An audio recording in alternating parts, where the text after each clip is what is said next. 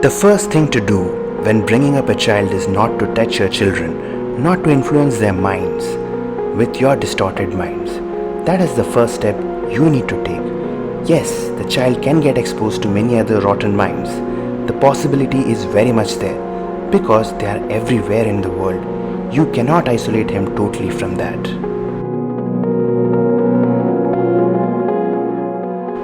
Now you're asking, what should I do?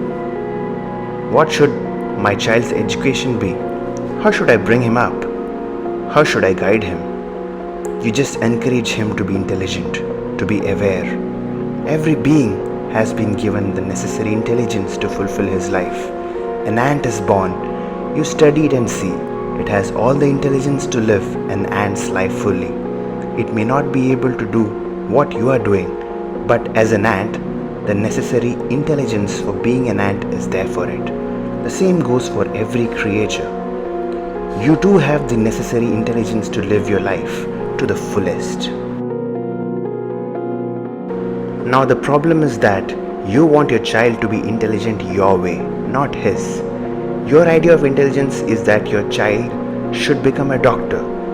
Maybe he would have made a wonderful carpenter, but you want him to become a doctor. Not because doctors are needed in the world, not because you care so much to relieve the sufferings that you want your child to dedicate himself as a doctor, but simply because you have a stupid idea in your head that is the social structure. A doctor or an engineer means some kind of prestige or some kind of nonsense to you. My child is a doctor. You want to live your life through your children. This is sure way to destroy children. This is a definite way to destroy children. Your child need not do what you did in life. Your child should do something that you did not even dare to think of in your life. You did not have the courage to even nurture a thought like this. Your child should do that. Only then this world will progress and something will happen, isn't it? Every child does have the necessary intelligence to live his life fully. You just create an atmosphere for him to grow into his intelligence rather than imposing your nonsense upon him. When it comes to influencing him, the teachers will have a role. His friends, other sections of the society will have some influence on him. You can't help it.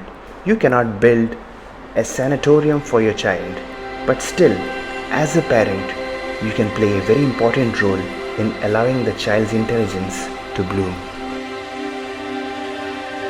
First of all, if you have come to the conclusion that when a child is born, it is time to teach, then you will ruin the child. When a child comes into your life, it is time to learn, because you have missed much in your life and so much of you has become distorted.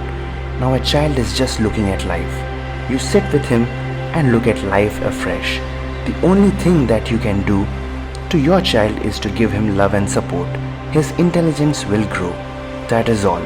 Create a loving atmosphere for him when intelligence will naturally flower. People understand that to bring up a child lovingly means to get him everything that he asks for. If you look at your child with intelligence, do you see that getting him everything that he asks for is sheer stupidity? To this, you have given the name love. So how should you bring up a child? In whichever situation he is put, he should be able to live joyously, isn't it? That is the way he should be brought up. If you want to bring up your child well, the first thing is that you should be happy. Right now, you by yourself do not know how to be happy. Every day in your house, there is a demonstration of tension, anger, fear, anxiety, and jealousy. Only these things are being demonstrated to your child. What will happen to him? He will learn only this.